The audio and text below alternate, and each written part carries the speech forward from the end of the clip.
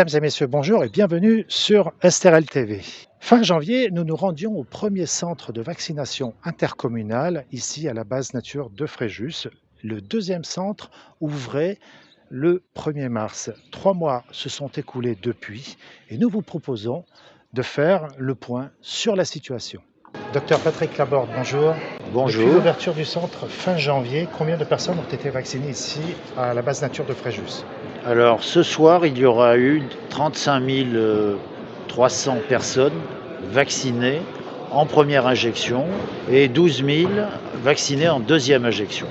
Il est toujours indispensable de réserver.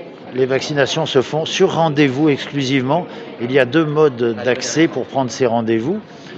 Soit directement la plateforme Doctolib à partir de votre ordinateur et de chez vous, soit par le centre d'appel téléphonique mis à disposition par la CAVEM, où une dizaine d'opérateurs incrémentent pour vous la plateforme Doctolib et vous délivrent les rendez-vous.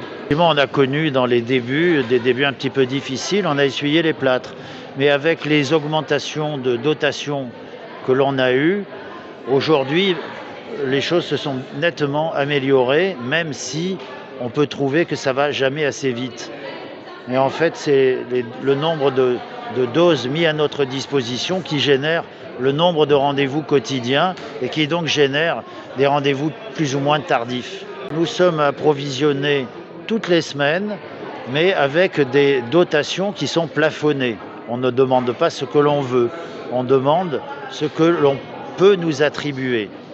Et toutes les semaines, nous sommes approvisionnés effectivement dans les vaccins Moderna et Pfizer. Parce que là, vous vaccinez 7 sur 7, n'est-ce pas? Nous Même le vaccinons, dimanche. nous vaccinons 7 sur 7 depuis le mois de mars.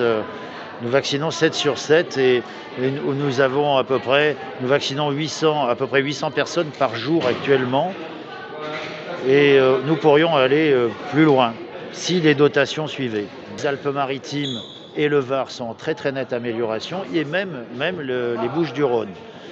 Vous savez que la CAVEM tient une statistique hebdomadaire à la semaine qui couvre seulement le territoire et qui est faite à partir, si vous voulez, de 90%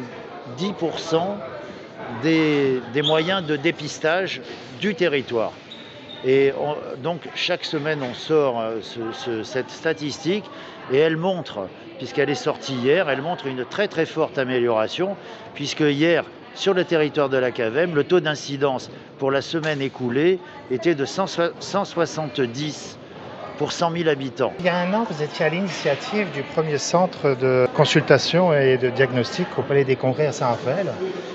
Est-ce que vous pensiez être aujourd'hui dans cet endroit? Est-ce que vous pensiez être dans cette situation aujourd'hui, à l'époque? Non, il y a un an, il régnait une anxiété énorme et on ne savait rien de cette pandémie. Non, on était très loin d'imaginer que ça allait évoluer comme ça sur un mode un peu chronique. Et quant à ma situation personnelle, effectivement, je pensais m'investir dans une opération one-shot et puis je me rends compte que ça dure. Après le centre de dépistage, il y a eu les dépistages. Non, après le centre de consultation, il y a eu les dépistages. Après les dépistages, il y a eu les rentrées scolaires et de crèches à préparer. Et puis ensuite, les vaccinations. Et demain, on verra de quoi sera fait demain. Mais effectivement, on ne pouvait pas imaginer moi, je ne pouvais pas imaginer que ça évoluerait comme ça. Est-ce que selon vous, le déconfinement prévu la semaine prochaine est raisonnable? Concernant notre territoire ou les Alpes-Maritimes, par exemple, je vous ai cité des chiffres de taux d'incidence et il faut savoir que c'est la 6e semaine consécutive que c'est en baisse. Donc je pense que pour nous c'est raisonnable. Mais ce qui serait raisonnable aussi, c'est de continuer l'effort de vaccination et de ne surtout pas réduire nos dotations, mais voire plutôt les augmenter. Parce que vous voyez, dans nos 2 centres ici, la CAVEM a beaucoup investi. Il y a énormément de volontaires prêts à servir et à vacciner. On a plus de 200 volontaires prêts à vacciner. Donc on est prêt, si vous voulez, à aller beaucoup plus loin. Il y a quelques semaines, on nous avait donné comme objectif 1000 à 2000 vaccins par jour. On s'y est préparé On a 2 box, c'est-à-dire 4 box supplémentaires qui ne sont pas encore activées, qui pourraient l'être, pour atteindre un objectif raisonnable à 1400. Mais ce qui nous manque, c'est les dotations.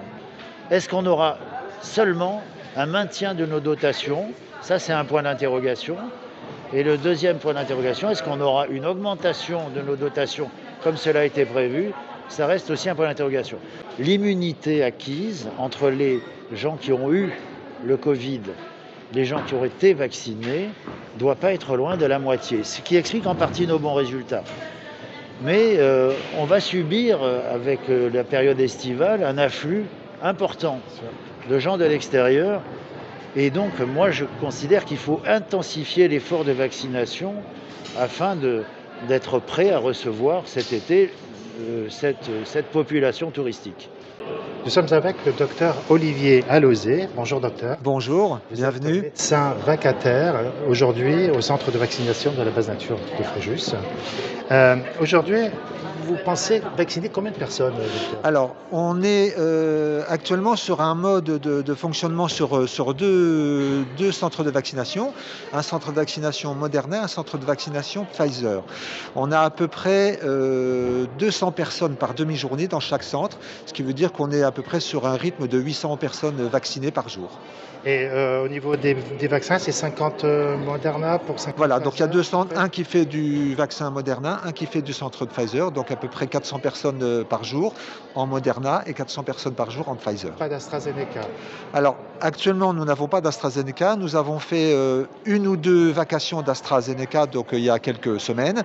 Voilà, mais pour différentes raisons, à la fois d'approvisionnement et d'adhésion à la vaccination. Donc, on a décidé de rester sur les vaccins Pfizer et Moderna. Alors à aujourd'hui, l'éligibilité des personnes pouvant se faire vacciner est liée à l'âge, bien sûr. Et on est à quel tranche Voilà. d'âge? Alors actuellement, on est aux personnes de plus de 50 ans avec des facteurs de morbimortalité importants. Donc progressivement, depuis le début, on a descendu effectivement cette limite d'âge. Et on est actuellement également sur des personnes de moins de 50 ans qui ont des gros facteurs de risque de morbimortalité. Donc des maladies auto-immunes, des cancers. Progressivement, on a également des personnes en obésité, donc ils sont importants de vacciner également. Pensez-vous que le vaccin seul pourra nous sauver? Alors le vaccin seul ne pourra actuellement, en l'état de la connaissance médicale, pas nous sauver complètement, parce qu'en fait, on sait très bien que le vaccin nous protège contre les formes graves, mais ne nous protège pas complètement, à la fois contre la maladie et contre la transmission de la maladie. Donc c'est pour ça qu'il est d'autant plus important, comme tous les médecins le recommandent, de respecter toujours les gestes barrières, se laver les mains, porter les masques et la distanciation. Voilà, donc être vacciné Excusez-moi, ne dispense pas de porter le masque et de Non, se tout à laver fait, les tout mains, à fait, parce qu'en fait, etc., la vaccine. respecter l'hygiène, j'ai envie de dire l'hygiène usuelle, normale. Voilà, tout à fait. Voilà. Et c'est d'autant plus important qu'on s'est aperçu qu'en faisant ces gestes barrières, on a également moins d'autres maladies infectieuses, notamment la grippe qui normalement touche des milliers de personnes. Cette année, nous avons eu moins de grippe et moins de Gastro-entérite aussi? gastroentérite. Voilà, les maladies virales respiratoires chez les enfants, nous en avons eu beaucoup moins cette année. Merci docteur. Je vous en prie, merci à vous. Eliane Sabatier, bonjour. Vous Bonjour. êtes cadre supérieur de santé, Oui. volontaire, Oui. dévoué à l'encadrement infirmier du dispositif Oui. de vaccination, du Oui. centre de vaccination Oui. communautaire, ici à la Oui. base nature de Fréjus. Oui, nous Quel est sommes, votre rôle? Mais d'abord, dire en préambule que nous sommes 4. Je fais partie d'un groupe de 4 qui sont volontaires pour venir faire les remplacements. Et nous sommes donc ici pour assurer la fluidité au niveau de l'organisation. On assure entre autres la gestion des stocks, la traçabilité des médicaments, un agent de liaison avec toutes les personnes qui travaillent ici. Tous les corps de métier, Tous que les ce corps soit de les pompiers, métier, les administratifs, pompiers, les administratifs, soignants. médecins, soignants. Pour les infirmières, on est des personnes ressources, c'est-à-dire que dès qu'il y a un problème technique ou organisationnel, c'est à nous qu'elles s'adressent et on doit bien sûr résoudre ou faire remonter bien sûr la problématique. Jusqu'à maintenant, nous n'avons pas enregistré de problème majeur, ou tout au moins ça a été réglé. Et nous sommes ravis de travailler dans une organisation extrêmement bien huilée, extrêmement bien organisée, et formidablement bien traité. Indépendamment du centre numéro 1, centre numéro 2, vous êtes sur les 2 centres, hein, On est bon, sur qui se les 2, touchent, hein, on est ici, sur les 2 centres, mais cela ne nous pose aucun problème d'organisation. Nous sommes venus d'ailleurs en amont, auparavant, faire des petites formations de remise à niveau, de compréhension de comment ça s'organise avant d'être toutes lâchées seules dans cette organisation. Donc tout va bien. Eliane Sabatier, merci de donner Ben, de je vous votre en temps prie, je pour vous en prie. les autres personnes. Vous avez fait ça Voilà. toute votre vie, vous étiez cadre supérieur de santé. À l'époque, oui. Donc Oui. le don de soi, c'est Oui. une notion qui Ah, vous est familière. oui, le don de soi et bien entendu, rendre service à la population et surtout en période de pandémie. La vaccination est vraiment primordiale et vraiment, je suis ravie de participer à ce dispositif. Voilà, présent Brigitte Delvito, pharmacienne vacataire. Vous avez une pharmacie à Saint-Raphaël. Oui, j'ai une pharmacie, donc la pharmacie avenue du 15e corps à Saint-Raphaël. Donc je fais une vacation une fois tous les 15 jours au centre de vaccination.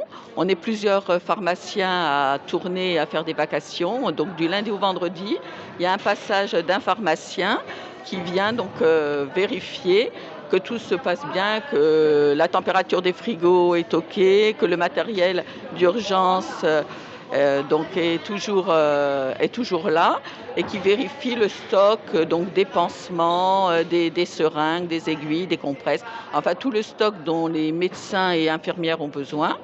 Donc on vient une fois par jour vérifier que tout est OK, que le centre peut fonctionner dans les 2 semaines qui arrivent sans souci et en toute sérénité. C'est vraiment un plaisir de travailler dans ce centre parce que vraiment, depuis le départ, tout est vraiment parfait.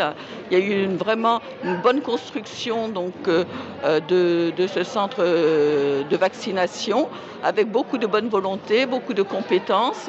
Et c'est vrai que tout fonctionne bien, il n'y a pas de perte de dose, il y a une liste d'attente, ce qui fait que s'il y a des personnes qui ne viennent pas, donc au dernier moment, ils ont une liste d'attente qui est appelée et vraiment toutes les doses sont utilisées. Tout est bien rodé, les gens sont vraiment satisfaits, il y a une fluidité, il n'y a pas d'attente. C'est vraiment un plaisir de travailler dans un centre qui fonctionne aussi bien.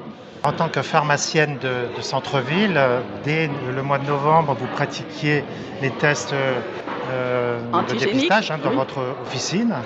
Et depuis peu, vous vaccinez également dans votre pharmacie. Oui, alors là, par contre, notre grand regret, c'est de ne pas avoir assez de doses, assez de vaccins. Parce que bon, là par exemple cette semaine, on a reçu un flacon de 6 doses de Johnson, le nouveau vaccin, et on a une demande vraiment très importante de vaccination, notamment dans le Johnson, parce qu'il n'y a qu'une seule dose et que bon, pour une population un peu plus active, ils trouvent que c'est vraiment le vaccin entre guillemets qui est le plus pratique dans la mesure où avec une vaccination, si demain il y a le passeport vaccinal, une seule vaccination suffit. On a même une demande, contrairement à d'autres endroits, pour l'AstraZeneca et malheureusement, on ne reçoit pas assez de flacons. Donc c'est quand même dommage de ne pas utiliser le circuit pharmaceutique pour vacciner parce qu'on a vraiment, nous actuellement, on a beaucoup plus de demandes que ce que nous pouvons offrir. Alors les personnes qui ont reçu une première dose d'AstraZeneca, la deuxième dose, qu'est-ce qu'ils vont pouvoir recevoir? Est-ce qu'ils vont on en reçoit encore des AstraZeneca à l'heure d'aujourd'hui, l'AstraZeneca reste prépondérant. Donc nous, le seul vaccin qu'on reçoit aujourd'hui, c'est l'AstraZeneca. Et on n'a pas reçu de contre-ordre. Donc je pense que 12 semaines après, donc pour la deuxième vaccination, ils auront aussi une deuxième dose d'AstraZeneca. Est-ce qu'il y a vraiment raison d'être inquiet sur ce laboratoire, sur ce vaccin? 2 pays scandinaves l'ont complètement banni, interdit. Oui, mais écoutez, donc il y a eu plusieurs recherches qui ont été faites donc, sur les effets bénéfices-risques et toutes ces recherches ont abouti au fait qu'il y avait beaucoup plus de bénéfices à injecter l'AstraZeneca que de risques. Nous, nos clients sont confiants, ils viennent se vacciner sans aucune appréhension. Et bon, je pense que à l'heure d'aujourd'hui, c'est quand même il faut absolument utiliser ces doses d'AstraZeneca. C'est important pour qu'on puisse se sortir de la Covid. Est-ce qu'on a plus de chances d'attraper la Covid en ne se faisant pas vacciner que d'attraper une thrombose en se faisant vacciner? Oh, bah, la thrombose, donc les risques d'attraper une thrombose sont inférieurs à les risques que prennent les femmes en prenant la pilule. Donc je veux dire, le risque est vraiment minimal. En plus, bon, les personnes, elles peuvent prendre un comprimé d'aspirine pendant quelques jours, celles qui ont vraiment un problème voilà, d'appréhension, donc pour les rassurer. Depuis notre dernière visite fin janvier au centre de vaccination ici à la base nature de Fréjus, la situation a bien évolué. Tous les services sont mobilisés, tous les corps d'État sont bien réglés, qu'ils soient professionnels de santé, administratifs ou personnels de secours tels les sapeurs-pompiers. Merci à Yvan Glazian qui pour une fois était derrière la caméra. Et pour ma part, je vous dis à très bientôt pour de nouvelles aventures sur SRL TV.